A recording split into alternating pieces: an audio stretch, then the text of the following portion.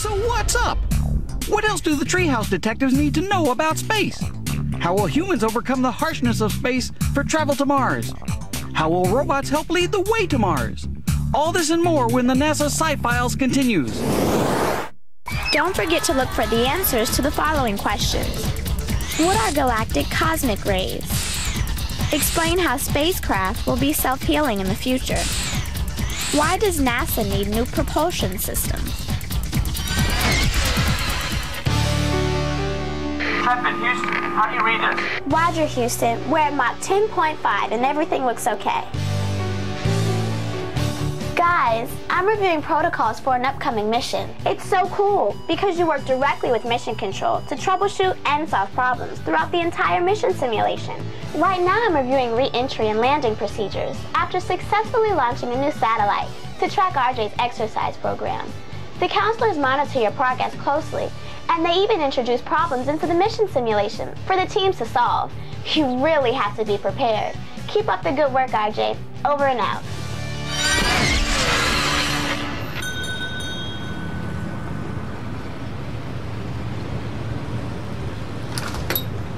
Kind of goes against the whole idea of working out, doesn't it? No, that's the beauty. No fat frozen yogurt with sugarless sauce and toppings, and it even has fresh fruit. It's totally healthy. I'll just stick with the water. I have to admit, Bianca's right. Ever since we started exercising, I feel great. We're not quite ready to go into space, but we're getting there. Dr. D's comments on the potential dangers of space travel do have me a little concerned. Me too. I've been going over all our research, and the radiation problem seems critical. So what do we do next? Time for the problem board. We know that space is an extreme environment. And NASA trains astronauts to live safely in that environment. And astronauts will also need to learn to live on the Moon and Mars. So what do we need to know? We need to know more about how astronauts will deal with radiation in space. Catherine mentioned in her report that she might be able to meet with Mr. Mark Wayland at the NASA Johnson Space Center to learn more about radiation. Good idea. We might even be able to learn how to send a treehouse detective to Mars. Excellent idea. Wait, what, send someone to Mars? Are you crazy? I'm fine. Corinne is going to stop by the Mars Society's remote habitat in Utah. It actually simulates what working and living will be like on Mars. That is really cool. Where are you going? Up to see Dr. D? No, Dr. D isn't home. I'm going to get another banana split. You're kidding. No, when you eat the light version, sometimes you have to eat twice as much to fill up. You'll never learn.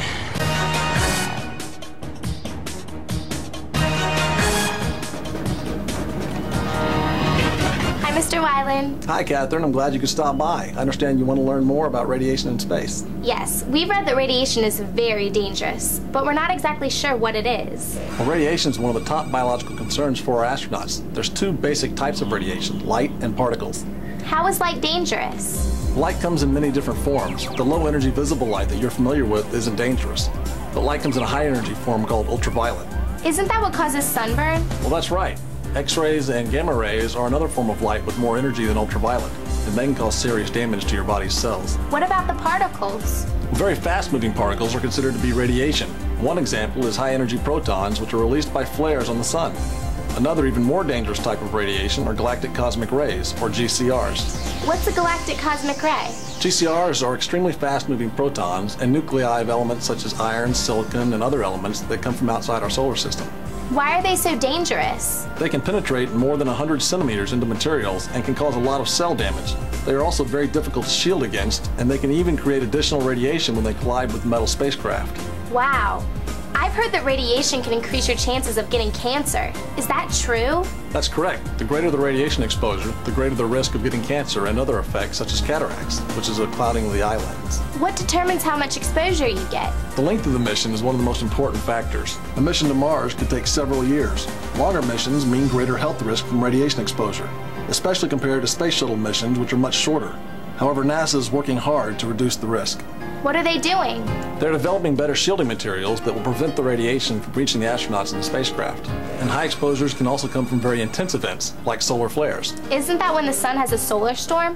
Very good. If you can monitor the sun for solar storms that produce these flares, Then you can warn the astronauts to avoid spacewalks and to enter specially shielded storm shelters in their spacecraft. Is there anything that can help the body handle the effects of radiation exposure? Well, NASA is looking at how a healthy lifestyle, including dietary vitamin supplements, might provide protection. They're also looking at the role that age, gender, and/or genetic factors play in how the body responds to radiation. Wow. If radiation is such a problem for astronauts, why don't we have to worry about it on Earth? We do have some radiation on Earth, but we're protected from most of it by something the astronauts don't have, an atmosphere. Yes, I learned in my science class that an ozone layer of our atmosphere blocks a lot of the ultraviolet light from getting to Earth. Well, that's correct, and it also absorbs a lot of X-rays, gamma rays, and high-energy particles. Charged particles, like cosmic rays and protons from the sun, are deflected by Earth's magnetic field, and Earth itself acts like a big shield. I'm glad that we have some protection. Radiation sounds pretty serious. Yes, it is. So don't forget, you should always wear sunscreen when you're working or playing outside. Don't worry, I will. Thanks, Mr. Weiland. You've been a big help. You're welcome, Catherine, and good luck. Hi, guys. It looks like you've been working hard on the unmanned missions. Along with research, we've been working with LEGO to build possible Mars explorers.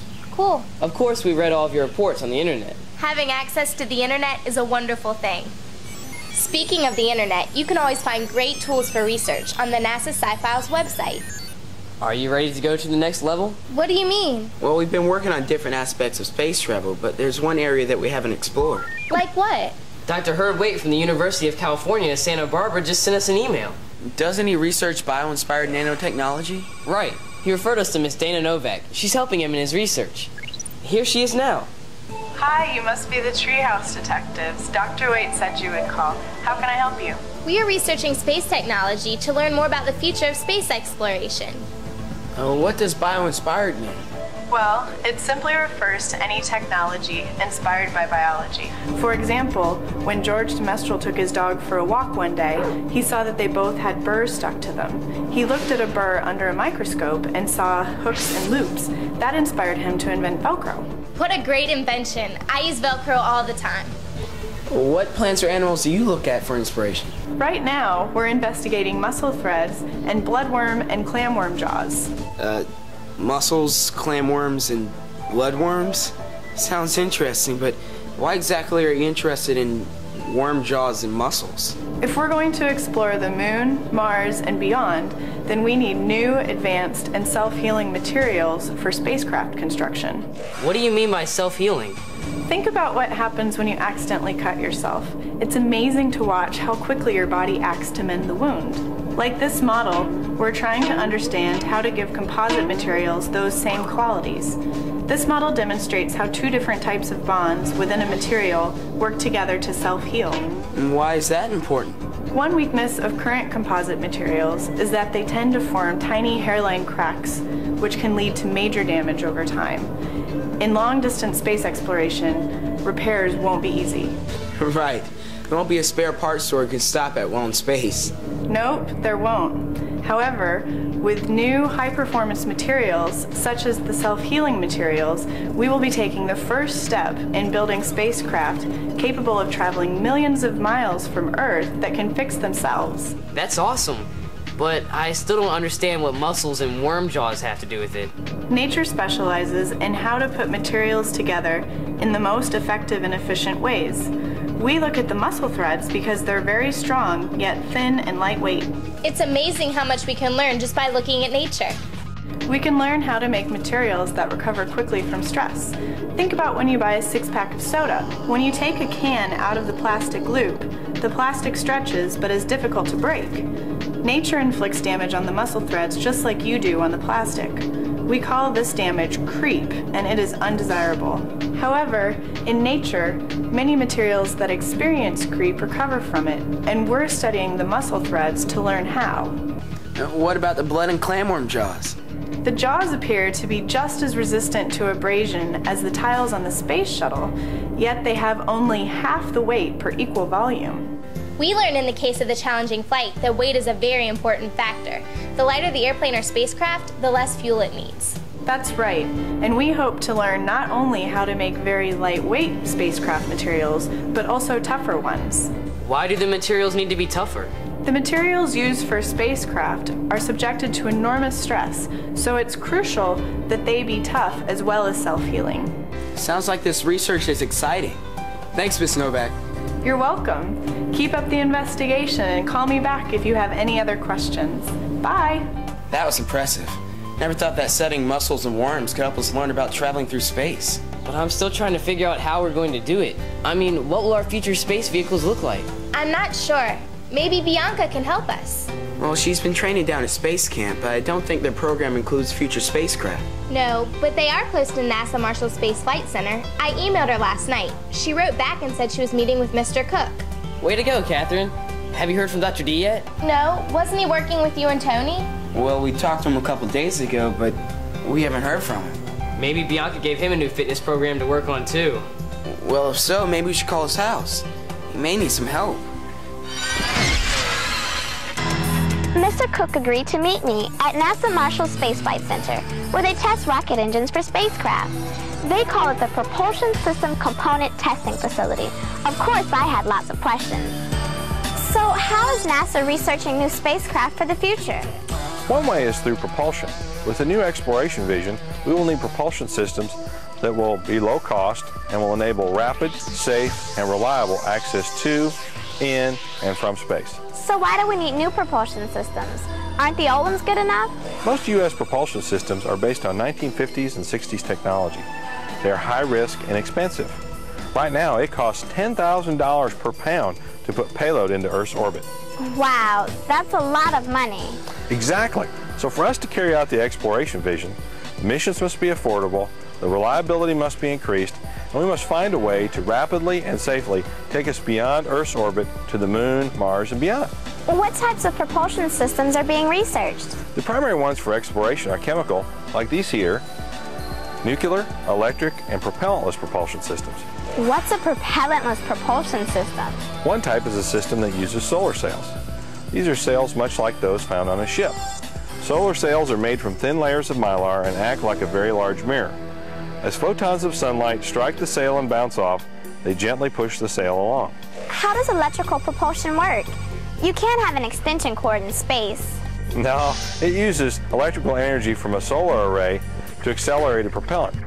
There are three types of electric propulsion systems: electrothermal, which uses electrical heat; electromagnetic, which creates thrust using a magnetic field; and electrostatic, which uses charged particles in an electric field.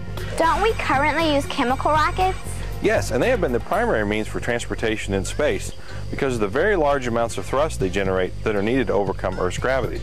As fuels become more advanced, chemical propulsion will continue to play a vital role in space transportation. They all sound great, but isn't one propulsion system better than the other? Well, there are pros and cons to each system. The choice of propulsion system depends on the energy requirements of the mission, its duration and destination, and whether it is robotic or human. I can't wait to travel through space. It's so exciting. Yes, it is. So keep studying your math and science. Don't worry, I will. Oh, by the way, Dr. D called. He said he wanted to meet you over at the Neutral Buoyancy Laboratory. Dr. D at Space Camp? That's strange. Well, it is Dr. D. Attach stabilizer into position on both the array and above auxiliary power panel and lock into place. Roger.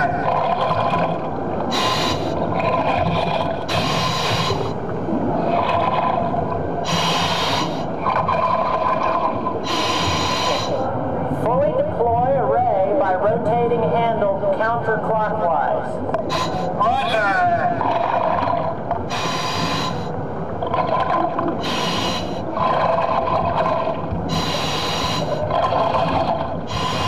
Dr. D, is that you? You bet. I'm training for a spacewalk working on this underwater solar array. Of course. We learned from Dr. Utley in the case of the inhabitable habitat that astronauts learn to work in the weightlessness of space by diving into a huge tank of water called the Neutral Buoyancy Laboratory. That's correct. It takes a lot of practice to prepare for space travel. That's what I love about Space Camp. We get to practice, they emphasize the importance of teamwork, and of course I'm looking forward to the simulators. Simulators are great. They allow you to experience what space is really like. Let's go check them out. This is the space shot. Great. It simulates liftoff. Doesn't liftoff make astronauts feel heavy? We'll see.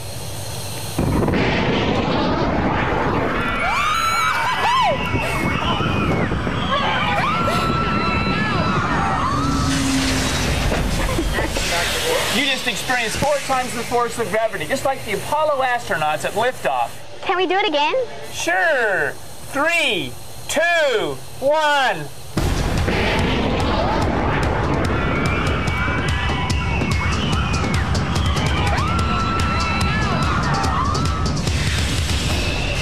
Dr. D, I also felt weightless for a few seconds at the top. It was because you were freely falling. It's not quite free fall, but if you go to the moon, you will only weigh 1/6 of what you do on the Earth. That's a great weight loss program. Let's see how you do, weighing only slightly more than 2 gallons of milk.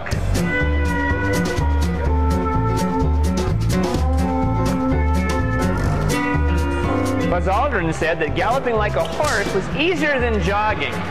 But why don't you try the bunny hop? Awesome!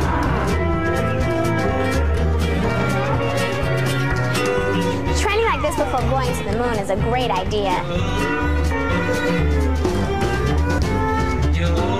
Now that you've experienced walking on the moon, you need to train for re-entry into the Earth's atmosphere.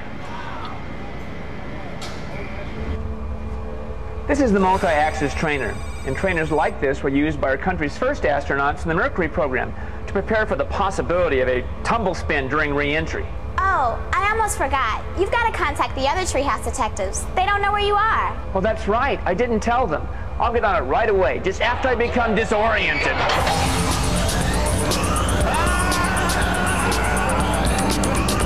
Dear treehouse detectives, sorry about the quick departure. I had some important work to do at Space Camp. I saw Bianca. I'm sure she will fill you in. Looking good. Maybe just a little longer is all I can handle. So what's up? Will Bianca survive the rigors of training? Who will be the next generation of explorers to go to Mars? Would you like to walk on Mars someday?